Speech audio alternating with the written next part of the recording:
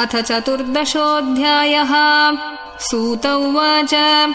सम्प्रस्थिते द्वारकायाम् जिष्णौ बन्धुदिदृक्षया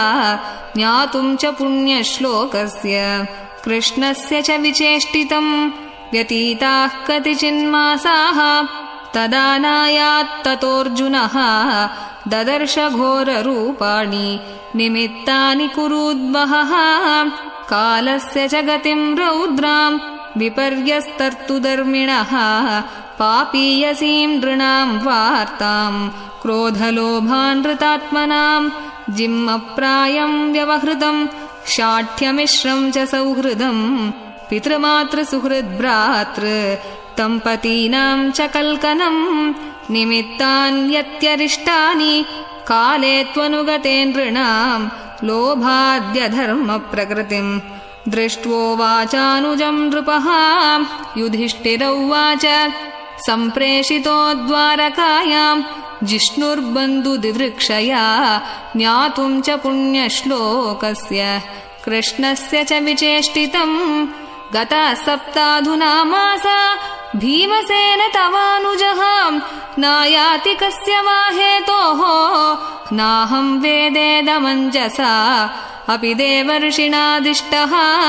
स कालोऽयमुपस्थितः यदात्मनोऽङ्गमाक्रीडम् भगवान् उत्सिसृक्षति। यस्मान्नः सम्पदो राज्यम् दाराः प्राणाः कुलम् प्रजाः आसन् सपत्नविजयो लोकाश्च यदनुग्रहात्। पश्योत्पातान्नरव्याघ्र दिव्यान् भौमान् स दैहिकान् दारुणान् संसदो धूरात् भयम् नो बुद्धिमोहनम्। ऊर्वक्षि बाहवो मह्यम् स्फुरन्त्यङ्ग पुनः पुनः वेपतुश्चापि हृदये आराद्दास्यन्ति विप्रियम्। शिवैषोऽद्यन्तमादित्यम् अभिरौत्यनलानना मामङ्गसारमेयोऽयम् अभिरेभत्यभीरुवत्। शस्ताः कुर्वन्ति माम् सव्यम् दक्षिणम् पशवोपरे वाहांश पुरुषव्याघ्र लक्षये रुदतो मम। मृत्युदूतः कपोतोऽयम् उलूकः कम्पयन्मनः प्रत्युलूकश्च कुह्वानैः अनिद्रौ शून्यमिच्छतः। धूम्रादिशः परिधयः कम्पते भूस्सहाद्रिभिः निर्घातश्च महांस्तात साकम् च स्तनयित्नुभिः। वायुर्वातीकरस्पर्शो रजसा विसृजम् स्तमः असृद्वर्षन्ति जलदा भीभत्समिव सर्वतः। सूर्यम् हतप्रभम् पश्य ग्रहमर्दम् मिथो दिवि ससङ्कुलैर्भूतगणैः ज्वलिते इव रोदसी। नद्यो नदाश्चक्षुभिताः सरांसि च मनांसि च न ज्वलत्यग्निराज्येन कालोऽयम् किम् विधास्यति। न पिबन्ति स्तनम् वत्सा न दुह्यन्ति च मातरः रुदन्त्यश्रुमुखा गावो न हृष्यन्ति ऋषभाव्रजे। दैवतानि रुदन्तीव स्विद्यन्ति ह्युच्चलन्ति च इमे जनपदा ग्रामाः पुरोद्यानाकराश्रमाः भ्रष्टश्रियो निरानन्दाः। किमगम् दर्शयन्ति नः मन्ययेतैर्महोत्पातैः नूनम् भगवतः पदैः अनन्यपुरुषश्रीभिः हीना भूर्हतसौभगा। इति चिन्तयतस्तस्य दृष्टारिष्टेन चेतसा राज्ञः प्रत्यागमद्ब्रह्मन् यदुपुर्याः कपिध्वजः। तम् पादयोर्निपतितम् अयथा पूर्वमातुरम् अधोबदनम् अब्बिन्दून् सृजन्तम् नयनाब्जयोः। विलोक्योद्विग्नहृदयो विच्छायम् अनुजम् नृपः पृच्छति स्म सुहृन्मध्ये संस्मरन् नारदेरितम्। युधिष्ठिर उवाच कच्चिदानर्थपुर्याम् नः स्वजनाः सुखमासते मधुभोजदशार्हार्ह सात्वतान्धकवृष्णयः। शूरो मातामहः कच्चित् स्वस्त्यास्ते वाथमार्षः मातुलः सानुजः कच्चित् कुशल्यानकदुन्दुभिः सप्तस्वसारः तत्पत्न्यो मातुलान्यः सहात्मजाः आसते सस्नुषाः क्षेमम् देवकी प्रमुखा स्वयं कच्चिद्राजाहुको जीवति असत्पुत्रोऽस्य चानुजः हृदीकः ससुतो क्रूरो जयन्तगदसारणाः आसते कुशलं कच्चित् ये च शत्रुजिदादयः कच्चिदास्ते सुखं रामो भगवान् सात्वतां प्रभुः प्रद्युम्नः सर्ववृष्णीनां सुखमास्ते महारथः गम्भीररयो निरुद्धो वर्धते भगवानुत सुषेणश्चारुदेष्णश्च साम्बोजाम्बवती सुतः अन्ये च कार्ष्णिप्रवराः सपुत्रा ऋषभादयः तथैवानुचराः शौरेः श्रुतदेवोद्धवादयः सुनन्दनन्दशीर्षण्या ये चान्ये सात्वतर्षभाः अपि स्वस्त्यासते सर्वे रामकृष्णभुजाश्रयाः अपि स्मरन्ति कुशलम् अस्माकं बद्धसौहृदाः भगवानपि गोविन्दो ब्रह्मण्यो भक्तवत्सलः कच्चित्पुरे सुधर्मायां सुखमास्ते सुहृद्वृतः मङ्गलाय च लोकानां क्षेमाय च भवाय च आस्ते यदुकुलाम्भोदौ आद्यो अनन्तसखः पुमान् यद्बाहुदण्डगुप्तायां स्वपुर्यां यदवोर्चिताः क्रीडन्ति परमानन्दम् महापौरुषिका इव यत्पादशुश्रूषणमुख्यकर्मणा सत्यादयो द्व्यष्टसहस्रयोषितः निर्जित्य सङ्ख्ये 13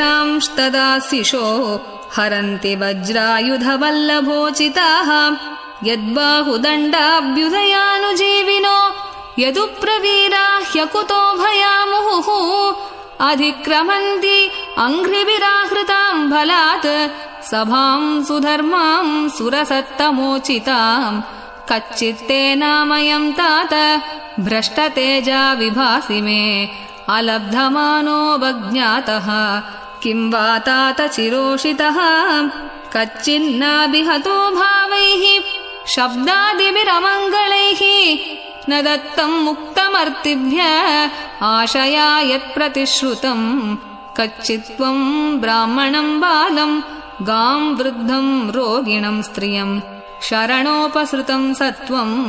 नात्याक्षीः शरणप्रदः कच्चित्त्वं नागमो गम्यां वा सत्कृतां स्त्रियं पराजितो वात भवान् नोत्तमैर्नासमैः पति अपि स्वित्पर्यभुङ्क्तास्त्वं सम्भोज्यान् वृद्धबालकान् जुगुप्सितं कर्म किञ्चित्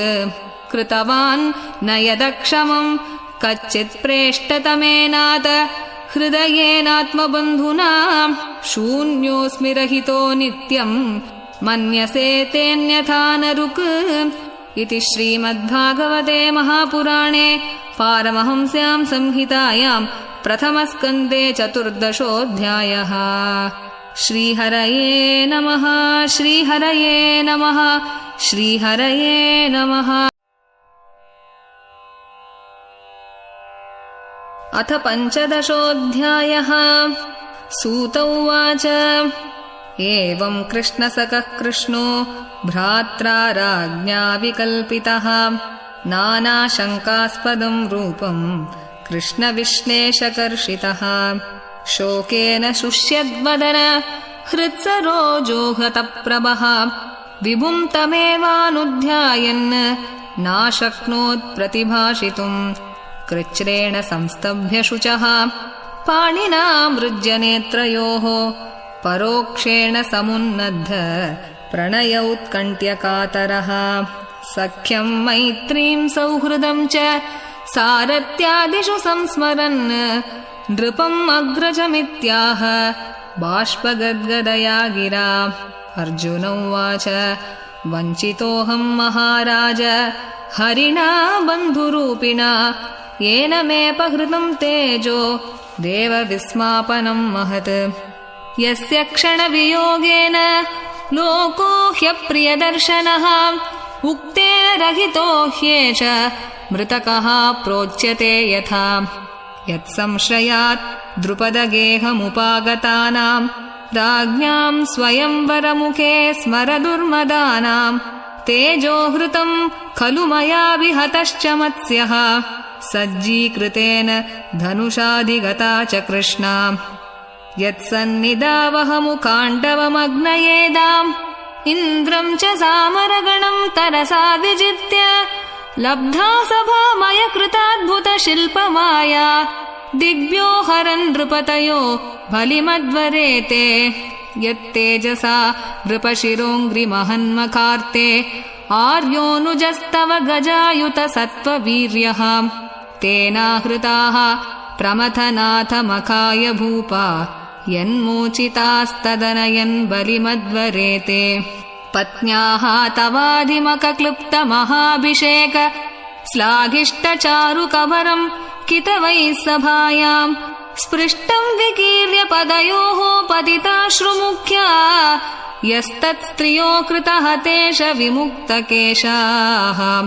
यो नो जुगोपवनमेत्य दुरन्तकृच्छ्रात् दुर्वाससोरिरचितात् अयुताग्रभुग्यः शाकान्नशिष्टम् उपयुज्य यतस्त्रिलोकीं तृप्ताममंस्तः सलिले विनिमग्नसङ्गः यत्तेजसाद भगवान् युधिशूलपाणिः विस्मापितः स गिरिजो अस्त्रमदान् निजं मे अन्येऽपि चाहममुनैव कलेवरेण प्राप्तो महेन्द्रभवने महदासनार्धम् तत्रैव मे विहरतो भुजदण्डयुग्मम् गाण्डीवलक्षणम् अरातिवधाय देवाः सेन्द्राश्रुता यदनुभावितमाजमीढ तेनाहमद्य मुषितः पुरुषेण भूम्ना यद्बान्धवः कुरु बलाब्धिमनन्तपारम् एको रथेन ततरेऽहम् अतार्यसत्त्वम् प्रत्याहृतम् बहुधनम् च मया परेषाम् तेजास्पदम् मणिमयम् च हृतम् शिरोभ्यः यो भीष्मकर्णगुरुशल्य चमूष्वदभ्र राजन्यवर्यरथमण्डलमण्डितासु अग्रेचरो मम विभो रथयूतपानाम् आयुर्मनांसि च दृशा सह वोजार्चत् यद्दोषुमा प्रणिहितम् गुरुभीष्मकर्ण नप्तृत्रिगर्तशलसैन्दव बाल्लिकाद्यैः अस्त्राणि अमोघमहिमानि निरूपितानि नोपस्पृशुर्नृहरिदासमिवासुराणि सौत्ये वृतः कुमतिनात्मदैश्वरो मे यत्पादपद्मम् अभवाय भजन्ति भव्याः मां श्रान्तवाहमरयो रथिनो भुविष्टम् न प्राहरन् यदनुभावनिरस्तचित्ताः नर्माणि उदाररुचिरस्मितशोभितानि हे पार्था हेऽर्जुन सखे कुरु नन्दनेति सञ्जल्पितानि नरदेव हृदि स्पृशानि स्मर्तुर्लुटन्ति हृदयम् मम माधवस्य शय्यासनाटनविकत्तनभोजनादिषु ऐक्याद्वयस्य ऋतवानिति विप्रलब्धः सख्युः सखेव पितृवत् तनयस्य सर्वम् सेहे महान्महितया कुमतेरघम् मे सोऽहम् नृपेन्द्ररहितः पुरुषोत्तमेन सख्या प्रियेण सुहृदा हृदयेन शून्यः अध्वन्युरुक्रमपरिग्रहम् अङ्गरक्षन् गोपैः असद्भिरबलेव विनिर्जितोऽस्मि तद्वै धनुस्तैषवः सरतो हयास्ते सोऽहम् रथी नृपतयो यदा नमन्ति सर्वम् क्षणेन तदभूत् असदीशरिक्तम् भस्मन् हुतम् कुहकराद्दमिवोक्तमूष्याम् राजंस्त्वयाभिपृष्टानां सुहृदां न सुहृत्पुरे विप्रशापविमूढानां निघ्नतां मुष्टिभिर्मितः वारुणीं मदिरां पीत्वा मदोन्मथितचेतसाम् अजानताम् इवान्योन्यं चतुःपञ्चावशेषिताः प्रायेणैतद्भगवत ईश्वरस्य विचेष्टितम् मितो निघ्नन्ति भूतानि भावयन्ति च यन्मितः जलौकसां जले यद्वत् महान्तो वदन्त्यणीयसः दुर्बलान् बलिनो राजन् महान्तो बलिनो मितः एवं बलिष्ठैर्यदुभिः महद्भिरितरान् विभुः यदून् यदुभिरन्योन्यं भूभारान् सञ्जहारः देशकालार्थयुक्तानि हृत्तापोपशमानि च हरन्ति स्मरतश्चित्तम् गोविन्दाभिहितानि मे सूत उवाच एवं चिन्तयतो जिष्णोः कृष्णपादसरोरुहं सौहार्देनातिगाढेन शान्तासीद्विमलामतिः वासुदेवाङ्घ्र्यनुध्यान परिबृंहितरंहसा भक्त्या निर्मथिताशेष कषायधिषणोऽर्जुनः गीतं भगवता ज्ञानं यत्तत्सङ्ग्राममूर्धनि कालकर्मतमोरुद्धम् पुनरध्यगमद्विभुः विशोको ब्रह्मसम्पत्त्या सञ्चिन्नद्वैतसंशयः लीनप्रकृतिनैर्गुण्यात् अलिङ्गत्वादसम्भवः निशम्य भगवन्मार्गं संस्थां यदुकुलस्य च स्वः पताय मतिं चक्रे निभृतात्मा युधिष्ठिरः पृथापि अनुश्रुत्य धनञ्जयोदितं नाशं यदूनां भगवद्गतिं च ताम् एकान्तभक्त्या भगवत्यधोक्षजे निवेशितात्मोपररामसंसृतेः यया हरद्भुवो भारं तां तनुं विजहावजः कण्टकं कण्टकेनेव द्वयं चापीशितुः समम् यथा मत्स्यादिरूपाणि धत्ते जह्याद्यथा नटः भूभारः क्षपितो येन जहौ तच्च कलेवरम् यदा मुकुन्दो भगवानिमां महीं जहौ स्वतन्वा श्रवणीयसत्कतः तदा हरेव प्रतिबुद्धचेतसाम् अधर्महेतुः कलिरन्ववर्तत युधिष्ठिरस्तत्परिसर्पणं बुधः पुरे च राष्ट्रे च गृहे तथात्मनि विभाव्य लोभानृतजिह्महिंसनादि अधर्मचक्रं गमनाय पर्यधात् स्वराट्पौत्रं विनयिनम् आत्मनः सुसमं गुणैः तोयनीव्याः पतिं भूमेः अभ्यषिञ्चद्गजाह्वये मथुरायां तथा वज्रं शूरसेनपतिं ततः प्राजापत्यां निरूप्येष्टिम् अग्नीन् अपि बदीश्वरः विसृज्य तत्र तत्सर्वं दुकूलवलयादिकं निर्ममो निरहङ्कारः सञ्चिन्नाशेषबन्धनः वाचं जुहाव मनसि तत्प्राणैतरे च तं मृत्यावपानं सोत्सर्गं तं पञ्चत्वे ह्यजोहवीत् त्रित्वे हुत्वा पञ्चत्वं तच्चैकत्वे जुहून्मुनिः सर्वम् आत्मन्यजुहवीत् ब्रह्मण्यात्मानमव्यये चीरवासा निराहारो बद्धवाङ्मुक्तमूर्धजः दर्शयन् आत्मनो रूपं जडोन्मत्तपिशाचवत् अनपेक्षमाणो निरगात् अशृण्वन् बधिरो यथा उदीचीं प्रविवेशाशां गतपूर्वां महात्मभिः हृदि ब्रह्म परं ध्यायन् नावर्तेत यतो गतः सर्वे तमनुनिर्जग्मुः भ्रातरः कृतनिश्चयाः कलिना धर्ममित्रेण दृष्ट्वा स्पृष्टाः प्रजा भुवि ते साधु कृतसर्वार्था ज्ञात्वात्यन्तिकमात्मनः मनसा धारयामासुः वैकुण्ठचरणाम्बुजम् तद्ध्यानोद्रिक्तया भक्त्या विशुद्धदिशणाः परे तस्मिन्नारायणपदे एकान्तमतयो गतिम् अवापुर्दुरवापां ते असद्भिः विषयात्मभिः विधूतकल्मषास्ताने विरजेणात्मनैव हि विदुरोऽपि परित्यज्य प्रभासे देहमात्मवान् कृष्णवेषेण तच्चित्तः पितृभिः स्वक्षयं ययौ द्रौपदी च तदाज्ञाय पतीनाम् अनपेक्षताम् वासुदेवे भगवती ह्येकान्तमतिरापतम् यश्रद्धयैतद्भगवत्प्रियाणाम् पाण्डोसुतानाम् इति सम्प्रयाणम् शृणोत्यलम् स्वस्त्ययनम् पवित्रम् लब्ध्वा हरौ भक्तिमुपैति सिद्धिम् इति श्रीमद्भागवते महापुराणे पारमहंस्यां संहितायां प्रथमस्कन्धे 15. श्रीहरये नमः। श्रीहरये नमः। अथ 16.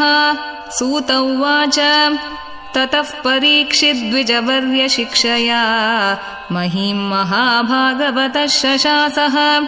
यता हि सूत्याम् अभिजातकोविदाः समादिशन् विप्रमहद्गुणस्तथा स उत्तरस्य तनयाम् उपयेम इरावतीम् जनमे जयादींश्चतुरस्तस्यामुत्पादयत्सुतान् आजहाराश्वमेधां स्त्रीन् गङ्गायाम् भूरि दक्षिणान् शारद्वदम् गुरुम् कृत्वा देवायत्राक्षिगोचराः निजग्राहौजसा वीरः कलिम् दिग्विजये क्वचित् नृपलिङ्गधरम् शूद्रम् ग्रन्तम् गोमिथुनम् पदा शौनक उवाच कस्य हेतोर्निजग्राह कलिम् दिग्विजये नृपः नृदेव चिन्नदृक्शूद्रकोऽसौ गाम्यः पदाहनत् तत्कथ्यताम् महाभाग यदि कृष्णकथाश्रयम्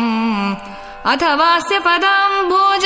मकरन्दलिहां सताम् किमन्यैरसदालापैः आयुषो यदसद्व्ययः क्षुद्रायुषाम् नृणामङ्ग मर्त्यानाम् ऋतमिच्छताम् इहोपहूतो भगवान् मृत्युश्चामित्रकर्मणि न कश्चिन्म्रियते तावत् यावदास्तैहान्तकः एतदर्थम् हि भगवान् आहूतः परमर्षिभिः अहो नृलोके पीयेत हरिलीलामृतम् वचः मन्दस्य मन्दप्रज्ञस्य वयो मन्दायुषश्च वै निद्रया ह्रियते नक्तम् दिवा च व्यर्थकर्मभिः सूत उवाच यदा परीक्षित् कुरुजाङ्गले शृणोत् कलिम् प्रविष्टम् निजचक्रवर्तिते निशम्य वार्ताम् अनतिप्रियाम् ततः शरासनम् संयुगशौण्डिराददे स्वलङ्कृतम् श्यामतुरङ्गयोजितम् रथम् मृगेन्द्रध्वजमाश्रितः पुरात् वृतो रथाश्वद्विपपत्तियुक्तया स्वसेनया दिग्विजयाय निर्गतः भद्राश्वम् केतुमालम् च भारतम् चोत्तरान् कुरून् किम् पुरुषादीनि वर्षाणि विजित्य जगृहे बलिम् तत्र तत्रोपशृण्वानः स्वपूर्वेषाम् महात्मनाम् प्रगीयमाणम् च यशः कृष्णमाहात्म्यसूचकम् आत्मानम् च परित्रातम् अश्वत्थाम्नोऽस्त्र तेजसः स्नेहम् च वृष्णिपार्तानाम् तेषाम् भक्तिम् च केशवे तेभ्यः परमसन्तुष्टः प्रीत्युज्जृम्बितलोचनः महाधनानि वासांसि ददौ हारान् महामनाः सारथ्यपारशदसेवनसख्यदौत्य वीरासनानुगमनस्तवन प्रणामान् स्निग्धेषु पाण्डुषु जगत्प्रणतिम् च विष्णोः भक्तिम् करोति नृपतिः चरणारविन्दे तस्यैवम् वर्तमानस्य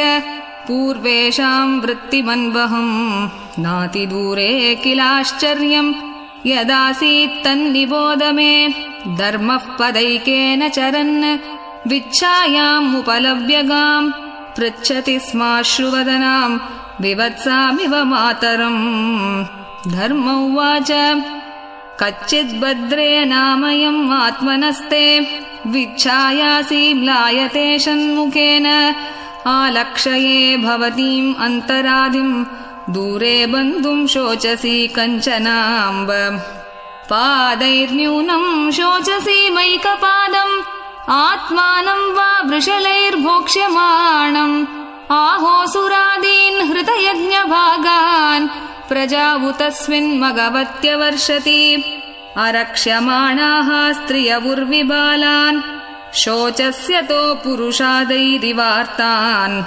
वाचं देवीं ब्रह्मकुले कुकर्मणि अब्रह्मण्ये राजकुले कुलाग्र्यान् किं क्षत्रबन्धून् कलिनोपसृष्टान् राष्ट्राणि वातैरवरोपितानि इतस्ततो वाशनपानवास स्नानव्यवायोन्मुखजीवलोकम् यद्वम्भते भूरिभरावतार कृतावतारस्य हरेर्धरित्री अन्तर्हितस्य स्मरति विसृष्टा कर्माणि निर्वाणविलम्बितानि इदं ममाचक्ष्वतवाधिमूलम् वसुन्धरे येन विकर्षितासि कालेन वाते बलिनां बलीयसा सुरार्चितं किं हृतमम्भसौभगम् धरण्युवाच भवान् हि वेद तत्सर्वं यन्मां धर्मानुपृच्छसि चतुर्भिर्वर्तसे येन पादैर्लोकसुखावहैः सत्यं शौचं दया क्षान्तिः त्यागः सन्तोषार्जवम् शमोदमस्तपः साम्यं तितिक्षोपरतिश्रुतम् ज्ञानं विरक्तिरैश्वर्यं शौर्यं तेजोबलं स्मृतिः स्वातन्त्र्यं कौशलं कान्तिः धैर्यं मार्दवमेव च प्रागल्भ्यं प्रश्रयशीलं सहवोजो बलं भगः गाम्भीर्यं स्थैर्यमास्तिक्यं कीर्तिर्मानो अनहङ्कृतिः एते चान्ये च भगवन् नित्या यत्र महागुणाः प्रार्थ्या महत्त्वमिच्छद्भिः न वियन्ति स्म कर्हिचित् तेनाहं गुडपात्रेण श्रीनिवासेन साम्प्रतं शोचामि रहितं लोकं पाप्मना कलिनेक्षितम् आत्मानं चानुशोचामि भवन्तं चामरोत्तमं देवान् पितॄन् ऋषीन् साधून् सर्वान् वर्णांस्तथाश्रमान् ब्रह्मादयो बहुतितं यदपाङ्गमोक्ष कामास्तपः समचरन् भगवत्प्रपन्नाः सा श्रीस्ववासम् अरविन्दवनं विहाय यत्पादसौभगमलं भजतेऽनुरक्ता तस्याहमब्जकुलिशाङ्कुशकेतुकेतैः श्रीमत्पदैर्भगवतः समलङ्कृताङ्गी त्रीनत्यरोच उपलभ्य ततो विभूतिं लोकान् समां व्यसृजत् उत्स्मयतीं तदन्ते यो वै ममातिभरम् आसुरवंशराज्ञाम् अक्षौहिणी शतम् अपानुदद् आत्मतन्त्रः त्वां दुस्तमूनपदम् आत्मनि पौरुषेण सम्पादयन् यदुषुरम्यम् अबिभ्रदङ्गम् कावासहेतविरहं पुरुषोत्तमस्य प्रेमावलोकरुचिरस्मितवल्गुजल्पैः स्थैर्यं समानमहरन्मधुमानिनीनां रोमोत्सवो मम यदङ्घ्रिविटङ्कितायाः तयोरेवं कथयतोः पृथिवीधर्मयोस्तदा परीक्षिन्नाम राजर्षिः प्राप्तः प्राचीं सरस्वतीम् इति श्रीमद्भागवते महापुराणे पारमहंस्यां संहितायां प्रथमस्कन्धे 16. श्रीहरये नमः श्रीहरये नमः श्रीहरये नमः।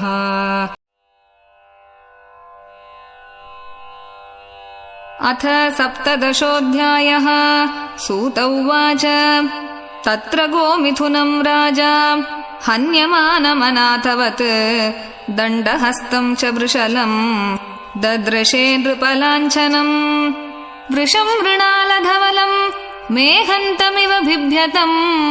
वेपमानं पदैकेन सीदन्तं शूद्रताडितं। गां च धर्मदुगां दीनां वृषं शूद्रपदाहतां विभत्सां साश्रुवदनां क्षामां यवसमिच्छतीं। पप्रच्छ रथमारूढः कार्तस्वरपरिच्छदं मेघगम्भीरया वाचा समारोपितकार्मुकः। कस्त्वं मच्छरणे लोके बलाधंस्य बलान् बली नरदेवोऽसि वेषेण नटवत्कर्मणा द्विजः। यस्त्वं कृष्णे गते दूरं सह गाण्डीव धन्वना शोच्योऽसि अशोच्यान् रहसि प्रहरन् वधमर्हसि। त्वं वा मृणालधवलः पादैर्न्यूनः पदाचरन् वृषरूपेण किं कश्चित् देवो नः परिखेदयन्।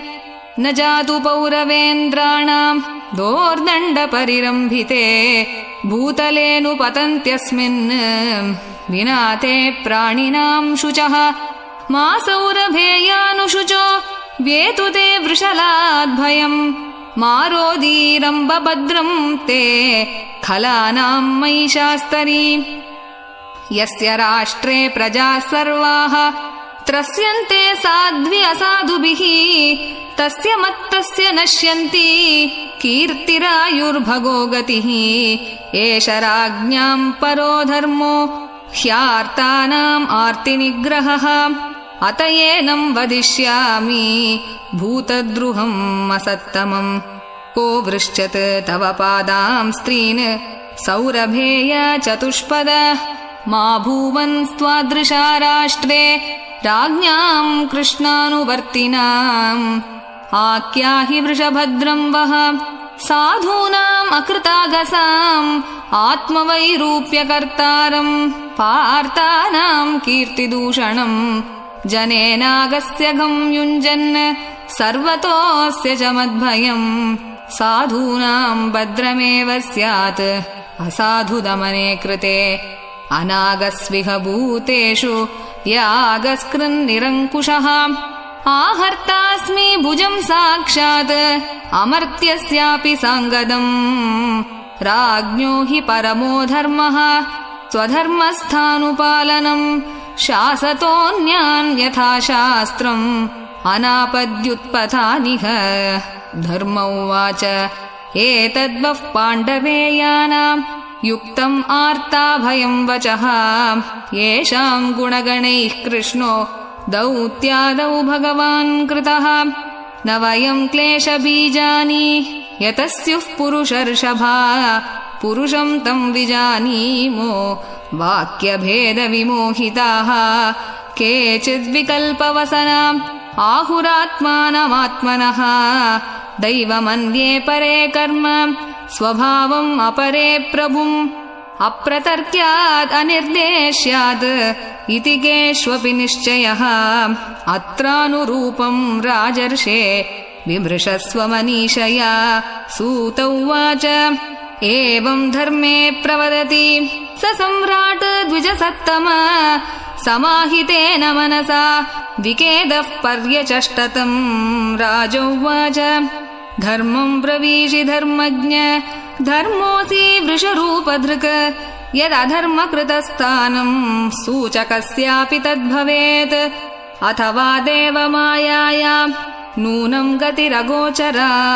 चेतसो वचसश्चापि भूतानामिति निश्चयः। तपःशौचं दया सत्यम् इति पादाः कृते कृताः। अधर्मांशैस्त्रयो भग्नाः स्मयसङ्गमदैस्तव। इदानीं धर्मपादस्ते सत्यं निर्वर्तयेद्यतः तं जिगृक्षति अधर्मोऽयम् अनृतेनैदितः कलिः इयं च भूर्भगवता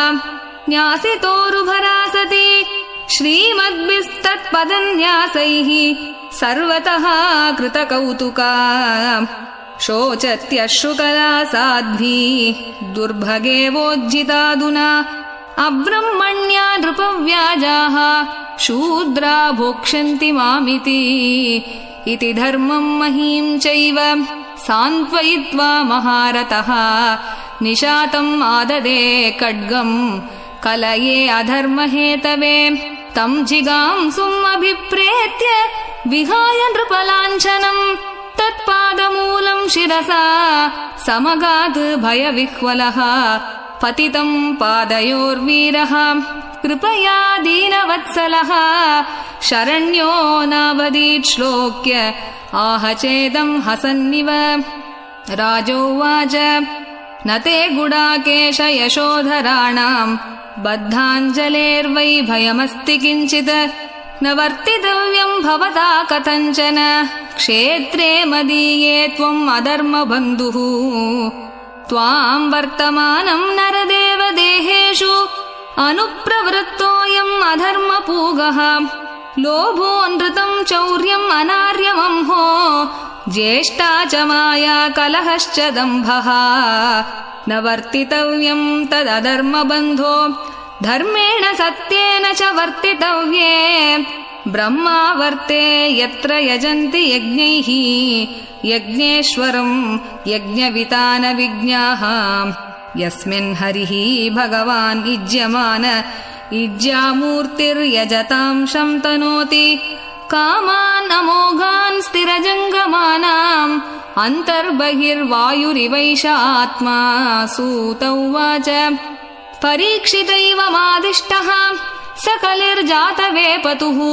तमुद्यतासि माहेदम् दण्डपाणिमिवोद्यतम् कलिरुवाच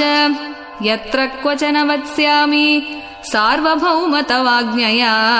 लक्षये तत्र तत्रापि त्वामात्तेषु शरासनम् तन्मे धर्मभृतां श्रेष्ठा स्थानं निर्देष्टुमर्हसि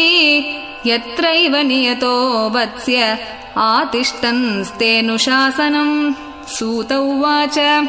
अभ्यर्थितस्तदा तस्मै स्थानानि कलये ददौ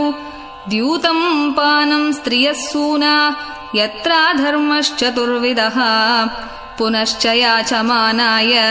जातरूपम् अदात् प्रभुः ततो नृतं मदं कामं रजो वैरं च पञ्चमम् अमूनि पञ्चस्थानानि ह्यधर्मप्रभवः कलिः औत्तरेयेण दत्तानि न्यवसत् तन्निदेशकृत् अथैतानि न सेवेत बुभूषुः पुरुषः क्वचित् विशेषतो धर्मशीलो राजा लोकपतिर्गुरुः वृषस्य नष्टां स्त्रीन् पादान् तपःशौचं दयामिति प्रतिसन्धदाश्वास्य महीं च समवर्धयत् स एष एतर्ह्यध्यास्त आसनं पार्थिवोचितम् पितामहेनोपन्यस्तम् राज्ञारण्यं विविक्षता आस्तेऽधुना स राजर्षिः कौरवेन्द्रश्रियोल्लसन् गजाह्वये महाभागः चक्रवर्ती बृहत्श्रवाः इत्थं भूतानुभावोऽयम् अभिमन्युसुतो नृपः यस्य पालयतः क्षोणीं यूयं सत्राय दीक्षिताः इति श्रीमद्भागवते महापुराणे पारमहंस्यां संहितायां प्रथमस्कन्धे 17. श्रीहरये नमः श्रीहरये नमः श्रीहरये नमः। अथाष्टादशोऽध्यायः। सूत उवाच यो वै द्रौण्यस्त्रविप्लुष्टो न मातुरुदरे मृतः अनुग्रहाद् भगवतः कृष्णस्याद्भुतकर्मणः ब्रह्मकोपोत्थिताद्यस्तु तक्षकात् प्राणविप्लवात् न संमुमोहोरुभयात् भगवत्यर्पिताशयः उत्सृज्य सर्वतः सङ्गम् विज्ञाताजितसंस्थितिः वैयासकेर्जहौ शिष्यो गङ्गायां स्वं कलेवरम् नोत्तमश्लोकवार्तानाम् जुषताम् तत्कथामृतम् स्यात् सम्भ्रमो अन्तकालेऽपि स्मरताम् तत्पदाम्बुजम् तावत् कलिर्न प्रभवेत् प्रविष्टोऽपीह सर्वतः यावदीशो महानुर्व्याम् आभिमन्यव एकराट् यस्मिन्नहनियर्ह्येव भगवान् उत्ससर्जगाम् तदैवेहानुवृत्तोऽसौ अधर्मप्रभवः कलिः नानुद्वेष्टि कलिम् सम्राट् सारङ्ग इव सारभुक् कुशलान्याशु सिद्ध्यन्ति नेतराणि कृतानि यत् किं नु बालेषु शूरेण कलिना धीरभीरुणा अप्रमत्तः प्रमत्तेषु यो वृको नृषु वर्तते उपवर्णितमेतद्वः पुण्यम् पारीक्षितम् मया वासुदेव कथोपेतम् आख्यानम् यदपृच्छत या या कथा भगवतः कथनीयोरुकर्मणः गुणकर्माश्रयाः पुंभिः संसेव्यास्ता बुभूषुभिः ऋषयवोचुः सूतजीवसमाः सौम्य शाश्वतीर्विशदम् यशः यस्त्वं शंससि कृष्णस्य मर्त्यानाम् अमृतम् हिनः कर्मण्यस्मिन्ननाश्वासे धूमधूम्रात्मनाम् भवान् आपाययति गोविन्द पादपद्मासवम् मधु तुलयामलवेनापि न स्वर्गम् न पुनर्भवम् भगवत्सङ्गिसङ्घस्य मर्त्यानाम् किमुताशिषः को नाम तृप्येत् रसवित्कथायाम् महत्तमैकान्तपरायणस्य नान्तम् गुणानाम् अगुणस्य जग्मुः योगेश्वराये भवपाद्ममुख्याः तन्नो भवान् वै भगवत्प्रदानो महत्तमैकान्तपरायणस्य हरेरुदारम् चरितम् विशुद्धम् शुश्रूषताम् नो वितनोतु विद्वन् स वै महाभागवतः परीक्षित् येनापवर्गाख्यम् अदभ्रबुद्धिः ज्ञानेन वैयासकि शब्दितेन भेजे खगेन्द्रध्वजपादमूलम् तन्नः परम् पुण्यम् असंवृतार्थम् आख्यानम् अत्यद्भुतयोगनिष्ठम् आख्याहि अनन्ताचरितोपपन्नम् पारीक्षितम् भागवताभिरामम् सूत उवाच अहो वयम् जन्मभृतोऽद्यः स्म वृद्धानुवृत्त्यापि विलोमजाताः दौष्कुल्यमाधिम् विधुनोति शीघ्रम् महत्तमानामभिधानयोगः कुतः पुनर्गृणतो नाम तस्य महत्तमैकान्तपरायणस्य योऽनन्तशक्तिः भगवानन्तो महद्गुणत्वाद् यमनन्तमाहुः एतावतालम् ननु सूचितेन गुणैरसाम्यानतिशायनस्य हित्वेतरान् प्रार्थयतो विभूतिः यस्याङ्घ्रिरेणुम् जुषतेन भीप्सोः अथापि यत्पादनखावसृष्टम् जगद्विरिञ्चोपहृतार्हणाम्बः शेषम् पुनात्यन्यतमो मुकुन्दात् को नाम लोके भगवत्पदार्थः यत्रानुरक्ताः सहसैव धीरा व्यपोह्य देहादिषु सङ्गमूढम् व्रजन्ति तत्पारमहंस्यमन्त्यम् यस्मिन्नहिंसोपशवस्वधर्मः अहम् हि पृष्टोर्यमणो भवद्भिः आचक्ष आत्मावगमोऽत्र यावान् नभः पतन्त्यात्मसमम् पतत्रिणः तथा समम् विष्णुगतिम् विपश्चितः एकदा धनुरुद्यम्य विचरन् मृगयाम् वने मृगान् अनुगतः श्रान्तः क्षुदितस्तृषितो भृशम् जलाशयमचक्षाणः प्रविवेश तमाश्रमम् तदर्श मुनिमासीनम् शान्तं मीलितलोचनं प्रतिरुद्धेन्द्रियप्राणं मनोबुद्धिमुपारतं स्थानत्रयात् परं प्राप्तं ब्रह्मभूतम् अविक्रियं विप्रकीर्णजटाच्छन्नं रौरवेणाजिनेन च विशुष्यत् तालुरुदकं तथा भूतमयाचत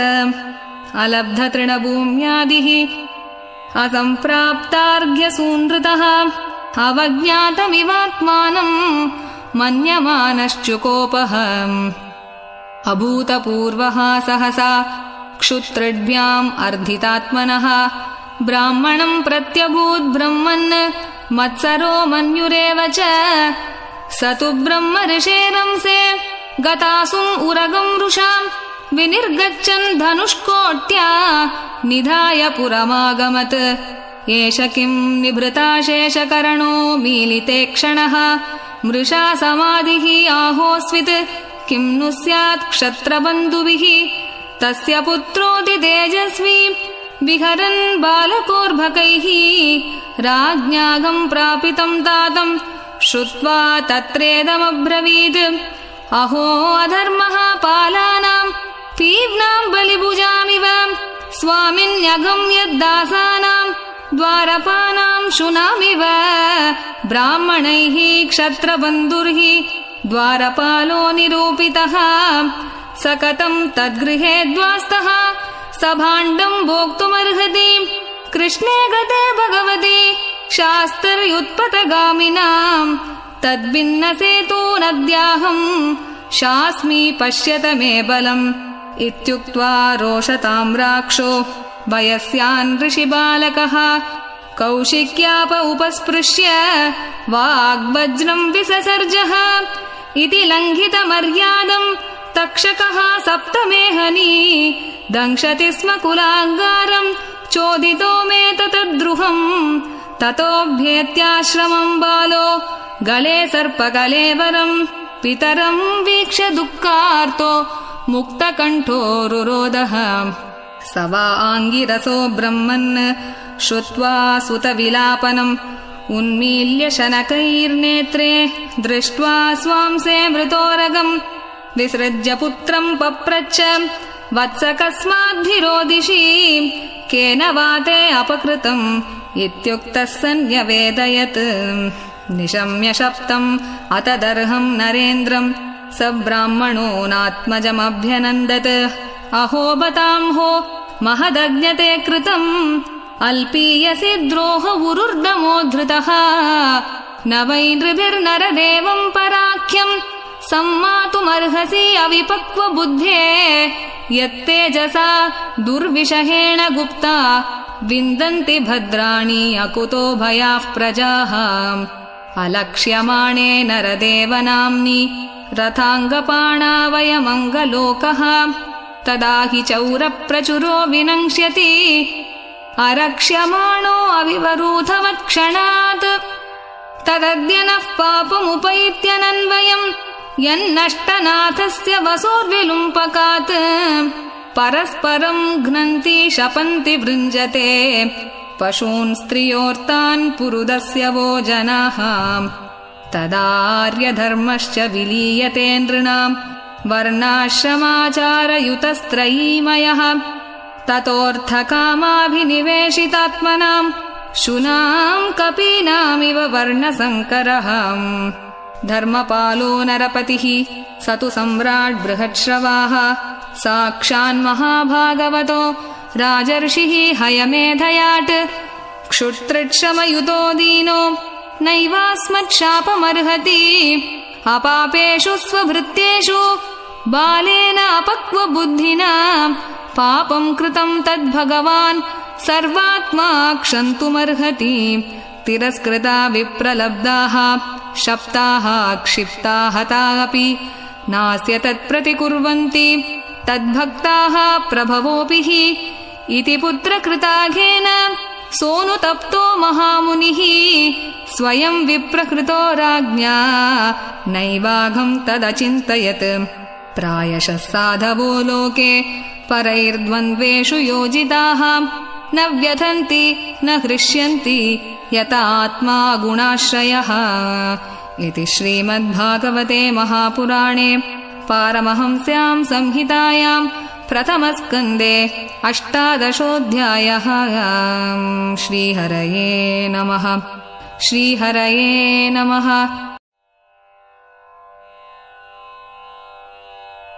अथ 19 सूत उवाच महीपतिस्त्वत तत्कर्म गर्ह्यम्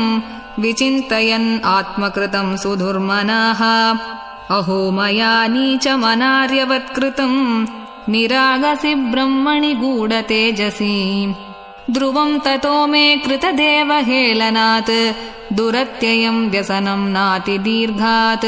तदस्तु कामं त्वघनिष्कृताय मे यथा न कुर्यां पुनरेव मद्धाम् अद्यैव राज्यं बलमृद्धकोशम् प्रकोपित ब्रह्मकुलानलो मे दहत्वभद्रस्य पुनर्न मे भूत् पापीयसीधीः द्विजदेव गोभ्यः स चिन्तयन्नित्तम् अथाशृणोद्यथा मुने सुतोक्तो निर्वृतिस्तक्षकाख्यः स साधुमेनेन चिरेण तक्षकानलम् प्रसक्तस्य विरक्तिकारणम् अतो विहाये मममुं च लोकम् विमर्शितो हेयतया पुरस्तात् कृष्णाङ्घ्रिसेवाम् अधिमन्यमान उपाविशत्प्रायममर्त्य नद्याम् या वैलसत् श्रीतुलसी विमिश्र कृष्णाङ्घ्रिरेण्वभ्यधिकाम्बुनेत्री पुनाति लोकान् उभयत्र शेषान् कस्ताम् न सेवेतमरिष्यमाणः इति व्यवच्छिद्य स पाण्डवेयः प्रायोपवेशम् प्रति विष्णुपद्याम् दध्यौ मुकुन्दाङ्घ्रिमनन्यभावो मुनिव्रतो मुक्तसमस्तसङ्गः तत्रोपजग्मुर्भुवनम् पुनानाम् महानुभावा मुनयः स शिष्याः प्रायेण तीर्थाभिगमापदेशैः स्वयं हि तीर्थानि पुनन्ति सन्तः अत्रिर्वसिष्ठश्च वनः शरद्वान् अरिष्टनेमिर्भृगुरङ्गिराश्च पराशरो गाधिसुतोऽथ राम उथत्य इन्द्रप्रमदेद्मवाहौ मेधातिथिर्देवल आर्ष्टिशेणो भारद्वाजो गौतमः पिप्पलादः मैत्रेय और्वः कवशः कुम्भयोनिः द्वैपायनो भगवान् नारदश्च अन्ये च देवर्षि ब्रह्मर्षिवर्या राजर्षिवर्या अरुणादयश्च नानार्षेयप्रवरान् समेतान् अभ्यर्च्य राजा शिरसा ववन्दे सुकोपविष्टेष्वततेषु भूयः कृतप्रणामः स्वचिकीर्षितं यत् विज्ञापयामास विविक्तचेता उपस्थितोऽग्रे अभिगृहीतपाणिः राजोवाच अहो वयं धन्यतमा नृपाणां महत्तमानुग्रहणीयशीलाः राज्ञां कुलं ब्राह्मणपादशौचात् दूराद्विसृष्टं बदगर्ह्यकर्म तस्यैव मेघस्य परावरेशो व्यासक्तचित्तस्य गृहेष्वभीक्ष्णम् निर्वेदमूलो द्विजशापरूपो यत्र प्रसक्तो भयमाशु दत्ते तम्मोपयातं प्रतियन्तु विप्र गङ्गा च देवी धृतचित्तमीशे द्विजोपसृष्टः कुहकस्तक्षको वा दशत्वलं गायत विष्णुगाताः पुनश्च भूयाद्भगवत्यनन्ते रतिः प्रसङ्गश्च तदाश्रयेषु महत्सु याम् उपयामि सृष्टिम् मैत्र्यस्तु सर्वत्र नमो द्विजेभ्यः इति स्म राजाध्यवसाययुक्तः प्राचीनमूलेषु कुशेषु धीरः उदङ्मुखो दक्षिणकूल आस्ते समुद्रपत्न्याः स्वसुतन्यस्तभारः एवं च तस्मिन् नरदेवदेवे प्रायोपविष्टे दिवि देवसङ्घाः प्रशस्य भूमौ व्यकिरन् प्रसूनैः मुदा मुहुः दुन्दुभयश्च नेदुः महर्षयो वै समुपागताये प्रशस्य साद्वित्यनुमोदमानाः ऊचुः प्रजानुग्रहशीलसारा यदुत्तमश्लोकगुणाभिरूपम् न वा इदम् राजर्षिवर्यचित्रम् भवत्सु कृष्णम् समनुव्रतेषु ये ध्यासनम् राजकिरीटजुष्टम् सद्यो जहुः भगवत्पार्श्वकामाः सर्वे वयम् तावदिहास्महेद्य कलेवरम् यावदसौ विहाय लोकम् परम् विरजस्कम् विशोकम् यास्यत्ययम् भागवतप्रधानः आश्रुत्य तदृषिगणवचः परीक्षित् समम् मधुच्युत् गुरुचाव्यलीकम् आभाषतैनान् अभिनन्द्य युक्तान् शुश्रूषमाणः चरितानि विष्णोः समागता सर्वत एव सर्वे वेदा यथा मूर्तिधरास्त्रिपृष्ठे नेहाथवामुत्र च कश्चनार्थ